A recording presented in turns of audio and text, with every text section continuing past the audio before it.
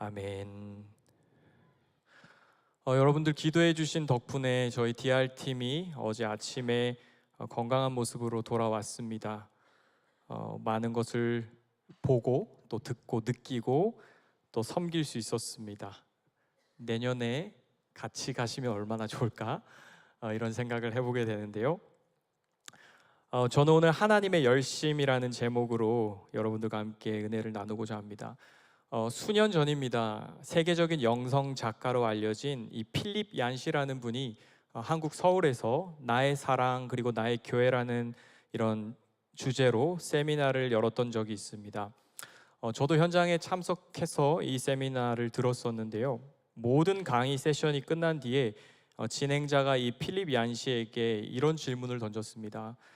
필립 선생님, 한국교회 성도들과 목회자들에게 딱 한마디만 하신다면 어떤 조언을 주시겠습니까? 라고 했더니 이때 필립 얀시가 이런 말을 했습니다. 너무 열심히 하지 마십시오. 필립 얀시는 조국교회를 좀 잘 이해하고 있었던 것 같습니다. 열심히 많은 이 한국인들 그리고 조국교회 성도와 목회자들에게 아주 뼈있는 말을 남긴 것이죠. 덜 열심히 하십시오. 많은 그리스도인과 사역자들은 하나님을 위해 하는 일이 적을까 봐 두려워할 때가 있습니다. 교회 안의 지도자들은 때때로 끊임없이 헌신하는 것만이 하나님을 위한 최선의 삶이라는 것을 가르치는 경우도 있습니다. 물론 주님을 위해서, 공동체를 위해서 한 번도 섬김의 자리에 서보지 않았다면 그 역시 변화될 필요가 있습니다. 하지만 때로는 하나님의 크신 계획 앞에서 나의 삶을 내려놓고 또 내 생각을 내려놓고 잠잠하게 아무것도 하지 않는 것이 하나님이 원하시는 정답일 때도 있다라는 것입니다. 오늘 우리가 읽은 이 사무엘하 7장은 구약 성경에서 제일 중요한 장 가운데 한 장입니다. 다윗이 하나님을 위해 성전을 짓겠노라고 고백하고 있는 그런 장면이죠. 쉽게 말해서 다윗은 지금 하나님을 위해서 큰 일을 하겠다라고 결심했습니다. 하나님께서 이스라엘 땅에 오랜 평화를 주셨고 그리고 다윗은 이 평안한 가운데 이스라엘을 다스리고 있습니다. 그리고 어느 날 그의 마음 한가운데에 하나님을 위해서 뭔가를 해야겠다라는 생각이 드는 것입니다. 2절 말씀 보시면 하루는 왕이 예언자 나단에게 말하였다. 나는 백향목 왕궁에 사는데 하나님의 궤는 아직도 휘장 안에 있습니다. 다윗은 지금 센트럴파크가 내려다 보이는 화려한 펜트하우스 꼭대기에 살고 있습니다. 그리고 그 구수한 커피 향을 만끽하며 바깥을 내다보고 있는 것이죠. 그런데 백향목 궁에서 하나님의 궤가 머물고 있는 그 천으로 겹겹이 둘러싸여 있는 성막을 생각하니 그의 마음이 불편해졌습니다. 그리고 다윗은 하나님을 위해 내가 멋진 집을 지어드리겠다라는 아주 기특한 생각을 하게 되는 것입니다. 여러분, 이것은 좋은 생각일까요? 괜찮은 아이디어일까요? 하나님을 위해 더 나은 집을 지어드리겠다. 자신의 생각을 다윗은 선지자 나단에게 이제 털어놓습니다. 그리고 그날 밤 여호와의 말씀이 선지자 나단에게 임합니다. 이것은 다윗의 성전 계획에 대한 하나님의 반응이었습니다. 여러분, 하나님은 다윗의 이 계획을 어떻게 생각하셨을까요? 하나님은 다윗의 성전 건축에 대해서 어떤 대답을 하시는 걸까요? 분명한 것은 이것은 다윗 자신을 위한 일이 아니라는 것입니다. 하나님을 위한 일입니다. 하나님 당신을 위한 일입니다. 그리고 이스라엘의 왕이 아니라면 이런 대건축 프로젝트는 쉽사리 추진할 수도 없는 일이죠. 그러니까 다윗은 왕의 위치에서 자신이 가지고 있는 선한 영향력을 발휘해서 하나님을 위해서 특별한 일을 지금 하고 싶은 것입니다. 그런데 말씀해 보시면 하나님은 좀 다른 반응을 보이십니다. 너는 내 종 다윗에게 가서 전하여라. 나 주가 말한다. 내가 살 집을 네가 지으려고 하느냐. 여러분, 좀 뉘앙스가 느껴지시나요? 내 집을 네가 짓겠다고? 요겁니다.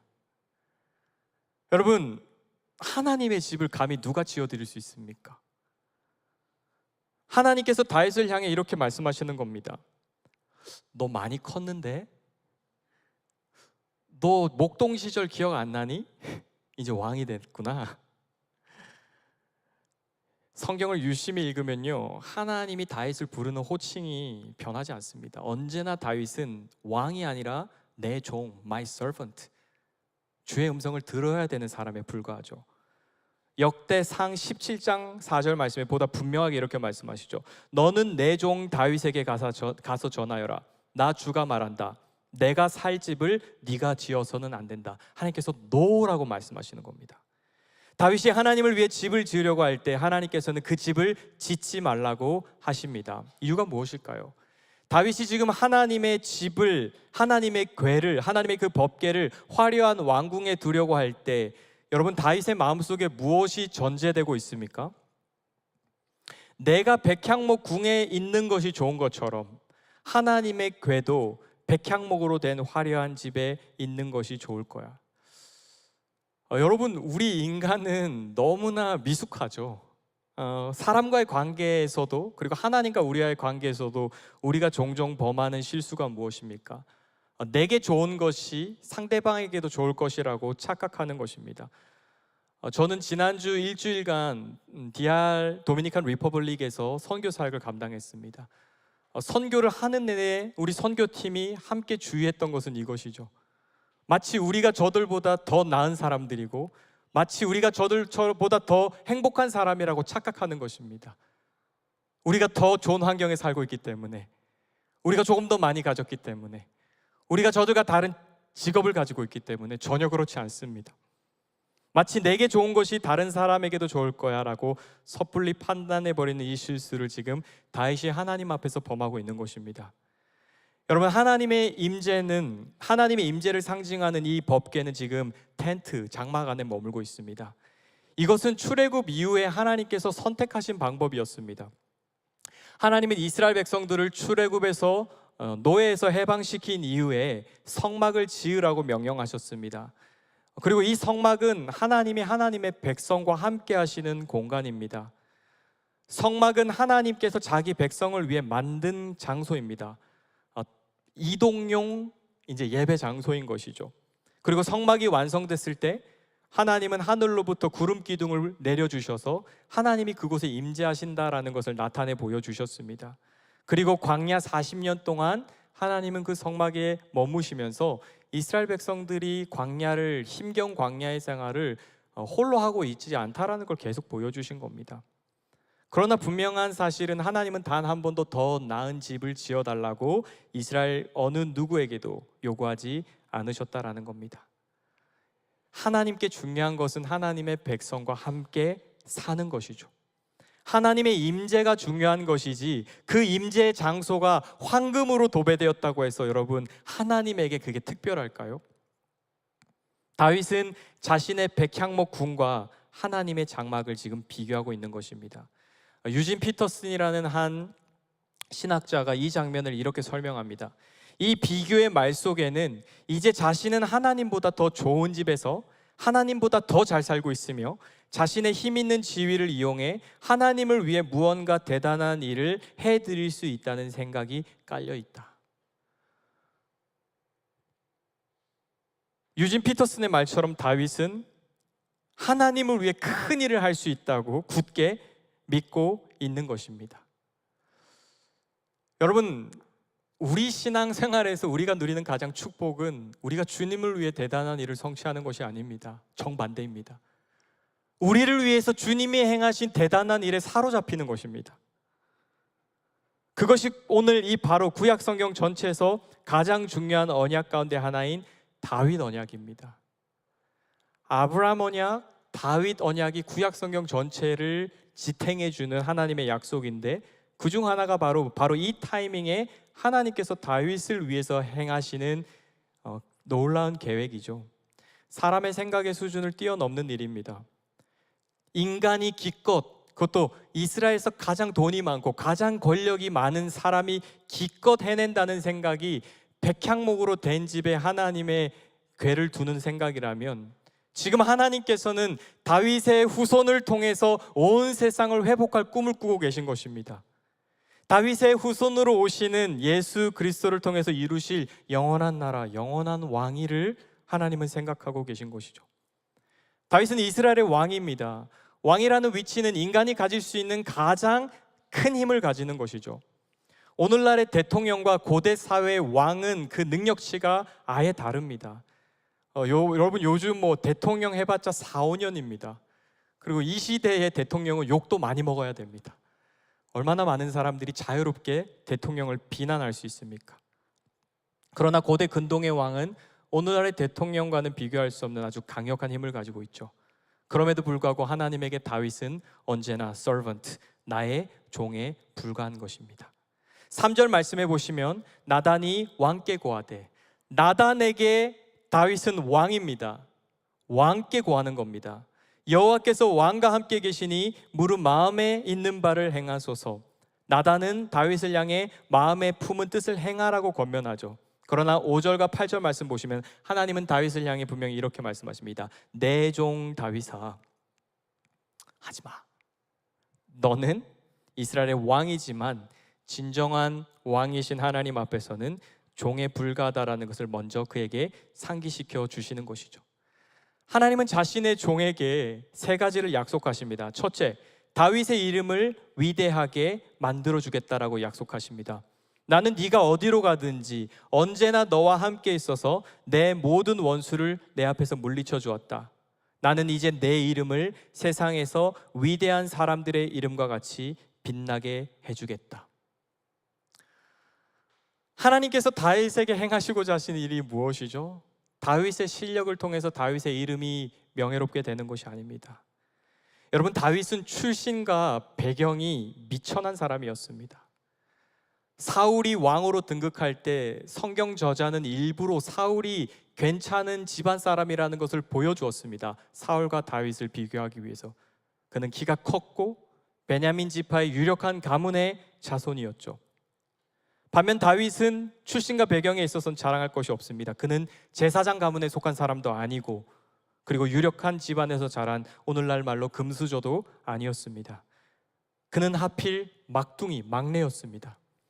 유다 지파에 속한 이새라는 가문의 8번째 아들이었으며, 그는 사무엘 선지자가 이스라엘의 2번째 왕을 선보는 그날 아버지와 형제들로부터 단 한 번도 부름받지 못한, 전혀 왕 후보가 될 수 없는 그런 사람이었습니다.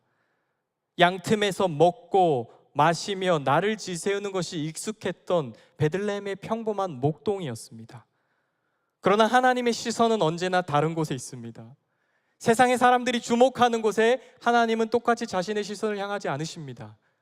하나님은 전혀 다른 곳, 베들레헴의 목장에서 이스라엘의 2번째 왕을 보고 계셨죠. 그리고 하나님은 그 목동을 이스라엘의 가장 높은 자리에 세우셔서 그 나라의 주권자로 세우신 것입니다. 여러분, 하나님께서 행하시는 일이 얼마나 놀랍습니까?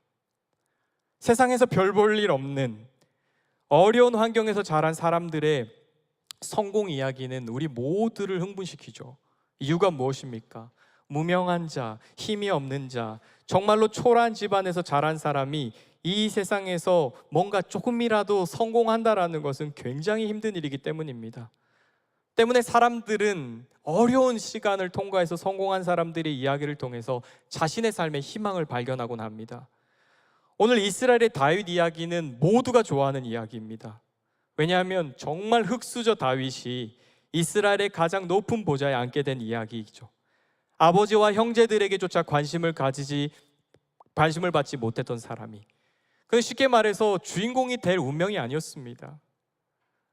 그가 자기의 운명대로 살았더라면 그는 이스라엘 역사책에 나올 만한 사람이 될 수 없다라는 겁니다. 지난 일주일 동안 도미니칸 리퍼블릭 선교를 다녀왔습니다. 산토 도밍고라는 이 주변 지역에 있는 열악한 동네들을 오가면서 선교 사역을 감당했습니다. 제가 그곳에서 만난 아이들은 제가 평생 살면서 보았던 아이들 가운데 가장 가난하고 열악한 환경에 놓여 있는 아이들처럼 보였습니다. 한 아이에게 복음을 전할 수 있는 기회가 있었는데요. 너는 이 다음에 무엇이 되고 싶어? 너의 꿈이 뭐야? 이 꿈이라는 단어가 제대로 해석이 되지 않았습니다. 왜냐하면 이 아이는 꿈꿀 수 없는 환경에 놓여 있는 아이였기 때문입니다. 그 현장에 있으면 그냥 마음속에 이 아이들을 향한 진심 어린 기도가 담길 수밖에 없습니다. 하나님 이 아이들을 정말 주님께서 만나주시고 이 아이들을 통해서 이 도미니칸 리퍼블릭 땅에 하나님의 나라가 임하기 원합니다.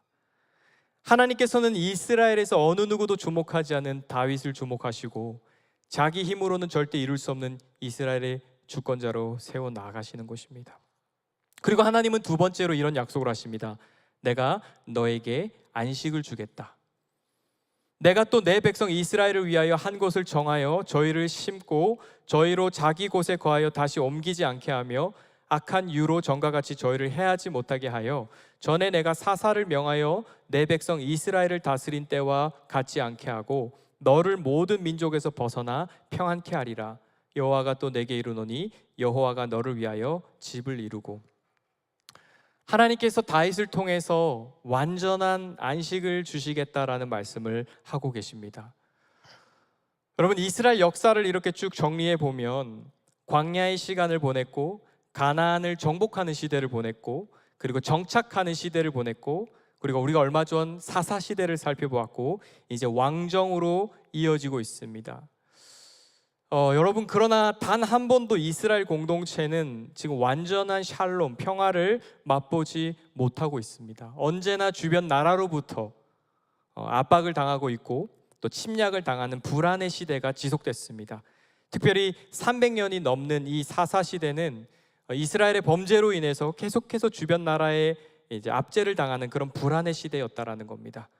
그런데 하나님께서 이제 다윗에게 이런 약속을 하시는 겁니다. 사사 시대와 다른 시대가 올 거야. 너희들 더 이상 떨지 않는 시대가 올 거야. 10절에 다시 옮기지 않게 하며 할 때 이 옮기다라는 말을 히브리어를 지적하면 떨다라는 의미입니다. 다시 말해서 하나님은 이스라엘 공동체에게 떨지 않는 나라가 되게 해주시겠다고 약속하고 계신 것입니다.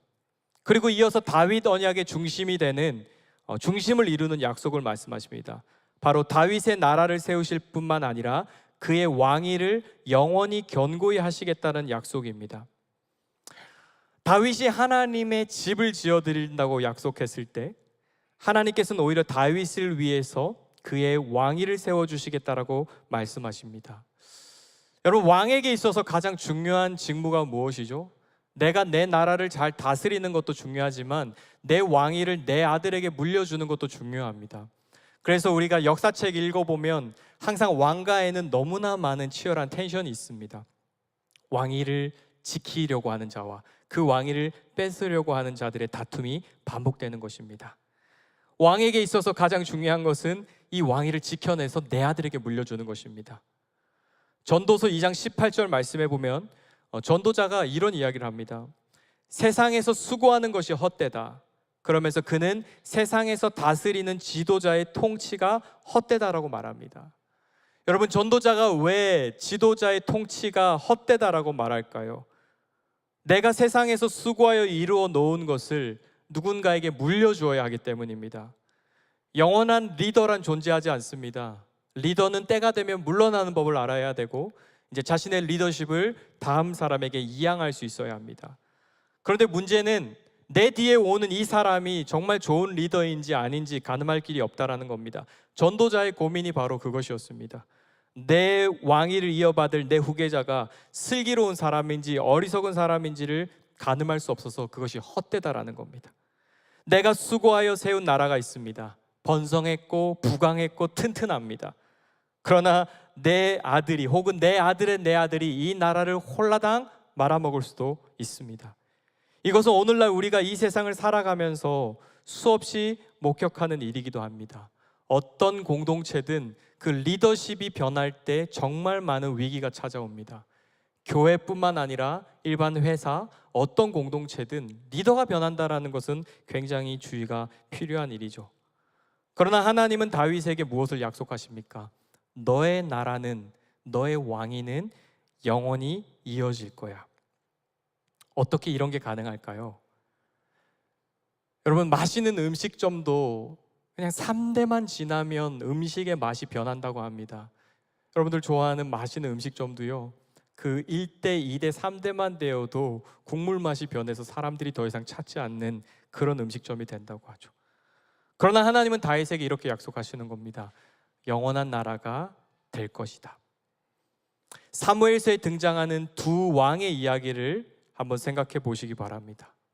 사울 왕, 다윗 왕. 사울의 나라는 길지 않았습니다. 왜냐하면 사무엘이 사울에게 이르되 왕이 망령되이 행하였습니다. 왕의 하나님 여호와께서 왕에게 내리신 명령을 지키지 아니하였습니다. 그리하였더라면 여호와께서 이스라엘 위에 왕의 나라를 영원히 세우셨거니오늘 지금은 왕의 나라가 길지 못할 것입니다. 여호와께서 왕에게 명령하신 바를 왕이 지키지 아니하였으므로 여호와께서 그의 마음에 맞는 사람을 구하여 여호와께서 그를 그의 백성의 지도자로 삼으셨습니다. 똑같은 왕입니다. 하나님이 대우하시는 방법이 다릅니다. 사울은 몇 번 참아주시지만 그가 끝끝내 하나님의 마음에 벗어났을 때 하나님은 사울을 포기하십니다. 사울의 나라를 길지 않게 마감하시는 것입니다. 하나님께서 사울의 나라의 그 한계를 정해버리셨습니다. 사울이 하나님의 말씀을 버렸을 때 하나님은 사울을 버려버리십니다. 그래서 사무엘 선지자가 너무나 괴로워서 그렇게 눈물로 늘 기도했던 것입니다. 오늘 이 다윗 언약이 왜 위대한 언약입니까? 사울보다 다윗이 낫습니까? 예, 많은 부분이 낫죠. 하지만 다음 주 계속해서 우리가 묵상해 나갈 사무엘 하는 다윗이 이상적인 왕이 아니라는 것을 우리에게 보여줍니다. 그의 가문에서 형제가 이복 누이를 강간하는 사건이 일어나고 형제가 배다른 형제를 죽이는 사건이 일어나고 사랑하는 다윗의 아들이 아버지의 왕위를 뺏기 위해 쿠데타를 이르는 이야기가 사무엘 하의 이야기입니다.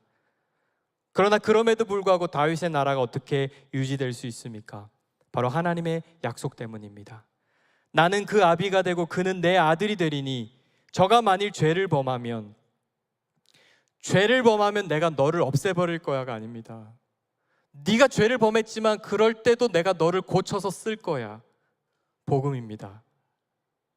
내가 사람 막대기와 인생 책찍으로 징계하려니와 네가 내 앞에서 패한 사울에게서 내 은총을 빼앗은 것 같이 다윗에게서는 빼앗지 아니하리라. 내 집과 너의 나라가 영원히 보존되고 내 위가 영원히 견고하리라 하셨다 하라.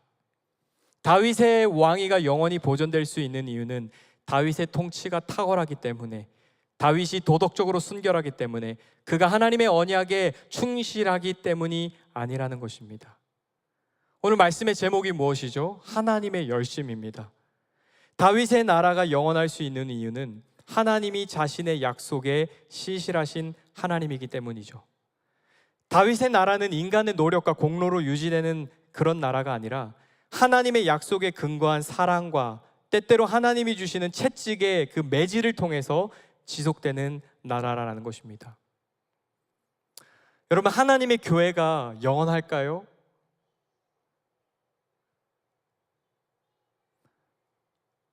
대한민국 기독교 역사가 고작 130년밖에 되지 않습니다. 유럽을 여행하면 긴 역사를 가진 교회를 마주하게 됩니다. 스코틀랜드나 네덜란드에 가면 장로교회에 가서 이렇게 예배를 들어보면 이 교회가 몇 년이나 됐습니까? 라고 할 때 350년밖에 안 됐습니다. 이런 답이 나와요. 정말 장구한 교회 역사를 가지고 있는 것입니다. 그러나 때때로 여러 가지 풍파 속에 교회가 문을 닫고 분열되고 그 교회 이름이 역사 속에 아예 그냥 사라져버리는 그런 경우도 정말 많습니다. 그러나 여러분, 이 세상에 우리의 눈에는 보이지 않지만 하나님의 눈에 보이는 진정한 하나님의 교회는 여러분 영원할까요? 당연히 영원합니다. 하나님의 교회가 영원히 이 땅에 존속할 수 있는 이유는 저와 여러분의 열심이 아니라 하나님이 하나님의 교회를 열심히 붙들고 보존해 가시기 때문입니다. 자신의 교회를 사랑하시는 예수 그리스도께서 자신의 몸된 교회를 붙들고 계시기 때문에 이 세상의 수많은 유혹과 변해가는 가치관 속에서도, 때로는 이 세상의 조롱 속에서도 하나님의 몸된 교회는 음부의 권세에 흔들리지 않고 유지되는 것입니다. 저와 여러분의 이야기를 하면서 오늘 말씀을 좀 정리하고 싶습니다. 하나님께서 한 사람의 죄인을 부르셔서 하나님 나라로 인도해 가시는 이 과정을 조직 신학 공부할 때 구원의 서정이라고 합니다. 들어보셨을 거죠. 한 영혼이 예수 그리스도를 만나서 하나님의 나라로 들어가는 이 모든 과정을 구원의 서정이라고 말합니다. 저와 여러분 모두 이 구원의 서정을 지나가고 있습니다. 이 모든 과정 속에 하나님은 한 사람의 영혼을 예수님의 형상으로 계속해서 완성해 나가시고 자신의 나라로 인도해 가십니다. 여러분, 이것은 말 그대로 journey, 여행입니다. 예수 그리스도를 믿기로 작정한 순간 끝나는 이야기가 아니라 예수 그리스도와 동행하기로 작정한 그 순간부터 시작되는 여정입니다. 이 믿음의 여정은 간단하지 않습니다. 존 버년의 철로 역정에서 소개하고 있는 것처럼 정말 다양한 형태의 세상의 유혹이 저와 여러분의 삶을 발목 잡을 때가 정말 많습니다. 내가 생각하는 타이밍과 하나님의 생각하는 타이밍이 다를 때도 많고, 때로는 육체 질병 때문에 하나님에 대한 믿음이 흔들릴 수도 있습니다. 특별히 저와 여러분이 살고 있는 이 대도시에서의 삶은 쉽지 않습니다. 전 뉴욕에 온 지 이제 9개월이 됐습니다. 저는 4번째 사역지입니다. 이곳이 여러 교회에서 사역을 경험했고 이제 맨해튼에 있는 교회를 와서 섬기고 있는데요, 하루하루 살아가는 것 같습니다. 하루하루 하나님의 뜻대로 살아가기 위해서 정말 홀로 있는 집에서 더 말씀을 찾아서 읽고 더 하나님 앞에 기도하려고 몸부림을 칩니다. 필라델피아의 그 서버브에 정말 그 평화는 여긴 좀 없는 것 같습니다. 이유는 전 아직 못 찾았습니다. 왠지 모르는 불안함이 매일 제 마음속에 찾아오고, 제가 교회 사역하면서 내가 왜 이렇게 혼자 있는 것 같지? 그런 느낌을 받아본 적이 한 번도 없는데 이곳에 와서 몇 개월을 지나면서 그런 마음을 느낄 때도 참 많았습니다. 여러분들이 이곳에서 지내면서 목사님 믿음 생활하는 것이 정말 너무 쉬워라고 말한다면 저는 여러분들이 믿음 생활을 바르게 안 하고 있는 것 같다는 생각이 듭니다. 이곳에서 믿음을 지켜낸다라는 것은 굉장히 도전적인 일입니다. 저희가 지난 DR 선교 때 요나서를 묵상했거든요. 니느웨에 가서 복음을 전하는 일은 굉장히 도전되는 일입니다. 왜냐하면 그 큰 성읍이라고 표현되는 이 니느웨는 당대 최고의 국가였고 권력 국가였고 모든 영역에서 앞서가는 그런 국가였기 때문입니다. 여러분, 이곳에 하나님이 우리를 두셨다라는 것은 이렇게 이해하시면 됩니다. 더 하나님을 찾아야 하고, 더 하나님을 의지해야 되고, 더 하나님의 말씀으로 무장해야 된다는 의미입니다. 영적 전선이 이렇게 펼쳐져 있는데 우리가 이곳에서 살아간다는 것은 더 깨어 있어야 되고, 더 진리의 말씀으로 내 영혼을 먹여야 하고, 더 공동체로 똘똘 뭉쳐서 이 세상 앞에 설 수 있어야 된다는 것입니다. 그런데 한 가지 우리에게 있는 오늘 희망이 무엇입니까? 다윗 언약이죠. 사울의 실패를 하나님이 바로 잡아 주시지 않았지만 다윗의 실패는 하나님께서 바로 잡아 주십니다. 하나님께서 사울이 실패했을 때 그를 포기하셨지만 하나님은 다윗이 실패했을 때 그를 회개의 자리로 이끌어 가십니다. 지난주에 혹시 넘어지셨습니까? 아니면 뉴욕에서 계속 실패하고 계십니까? 하루하루 하나님과 더 멀어져 가고 계신가요? 오늘 이 다윗 언약 안에 저와 여러분에게 주시는 희망이 있습니다. 저와 여러분을 향한 그 하나님의 열심은 절대로 꺾이지 않는다라는 겁니다. 하나님은 저와 여러분에게 믿음만 주시는 분이 아니라 우리가 끝까지 그 믿음을 가지고 믿음의 경주를 완성할 수 있도록, 우리가 구원을 상실하지 않도록 하나님은 자기의 열심을 꺾지 않으신다라는 겁니다. 누가복음에 보면 예수 그리스도의 탄생 기사를 누가가 이렇게 소개합니다. 보라, 네가 잉태하여 아들을 낳으리니 그 이름을 예수라 하라. 그가 큰 자가 되고 지극히 높으신 이의 아들이라 일컬어질 것이요 주 하나님께서 다윗의 왕위를 그에게 주시리니. 다윗은 엄청나게 선명하게 자신의 후손 중에 한 아들이 인류를 구원하는 메시아가 된다는 것을 완벽하게 선명하게 알지는 못했지만 이 약속을 붙들었을 겁니다. 아, 메시아가 오는구나. 다윗의 왕위를 그에게 주리니 영원히 야곱의 집을 왕으로 다스릴 것이며 그 나라가 무궁하리라. 아기 예수 그리스도가 이 세상에 탄생했을 때 하나님께서는 사무엘하 7장에 약속하셨던 그 다윗의 왕위를 이 갓난아기에게 이어주셨습니다. 예수님은 다윗의 후손으로 이 땅에 오셔서 사무엘하 7장에 약속된 이 하나님의 언약을 성취하신 인류의 마지막 왕이십니다. 이토록 놀라운 하나님의 약속을 듣게 되었을 때 그제서야 다윗은 하나님을 위해서 꿈꿨던 대단한 성전 계획 프로젝트를 내려놓습니다. 그리고 하나님 앞에 다시 귀를 기울이기 시작합니다. 하나님을 위한 큰 일을 내려놓고 하나님께서 자신을 위해 행하실 큰 일을 기대하게 되는 것입니다. 운전대를 내어드리고 유일하신 왕 앞에 이제 복종하는 순간이 찾아오는 것입니다. 도미니카 리퍼블릭 선교 때 보았던 그 고통스러운 현실이 아직도 생각이 납니다. 선교하면서 마음속에 계속 질문해 보았습니다. 하나님, 세상엔 왜 이렇게 고통이 많죠? 고통의 모양만 다를 뿐 정말 다양한 고통의 현실이 있다는 것을 눈으로 목격하게 됩니다.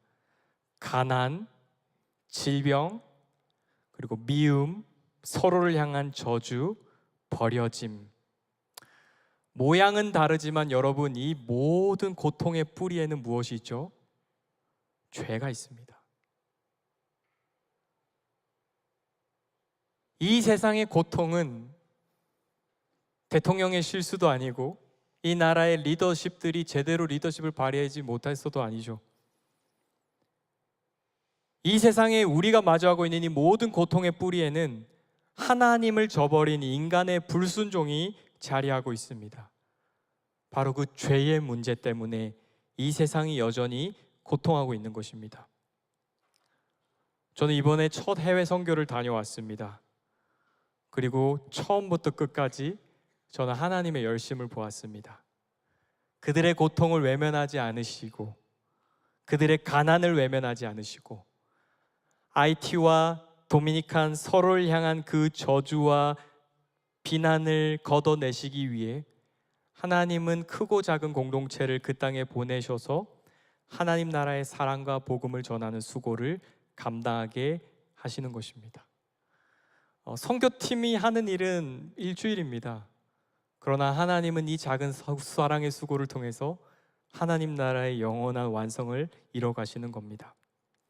2000년 전 예수 그리스도께서 이 땅에 오셨습니다. 이 세상의 고통을 차마 외면할 수 없어 그는 이 땅에 오셔서 인간의 몸을 입고 오셔서 모든 고통을 통과하셨습니다. 저와 여러분을 향한 하나님의 열심의 절정이 바로 예수 그리스도의 십자가입니다. 하나님은 저와 여러분을 구원하시기 위해서 그리고 우리를 하나님의 나라로 끝까지 인도하시기 위해서 자신의 아들을 버리기까지 열심을 내신 것입니다. 소망 없는 우리의 인생을 회복하시기 위해서 하나님께서 예수 그리스도를 이 땅에 보내주셨습니다. 이 하나님의 열심이 저와 여러분이 이 땅을 열심히 살아가야 되는 유일한 이유가 되는 것입니다. 새로운 한 주가 이미 시작되었습니다. 여러분을 구원하시기 위해 이 땅의 교회를 보존하시기 위해 여전히 죄로 고통하고 있는 전 세계 수많은 고통받는 사람들을 위해 자신의 아들을 기꺼이 포기하신 하나님의 열심을 기억하시고 신뢰하시기 바랍니다. 주어진 여러분의 삶이 작게 보여도 선하신 주님의 이끄심을 신뢰하시는 저와 여러분의 삶이 되기를 주님의 이름으로 축원합니다. 아멘. 우리 함께 찬양하고 우리 한번 기도했으면 좋겠습니다.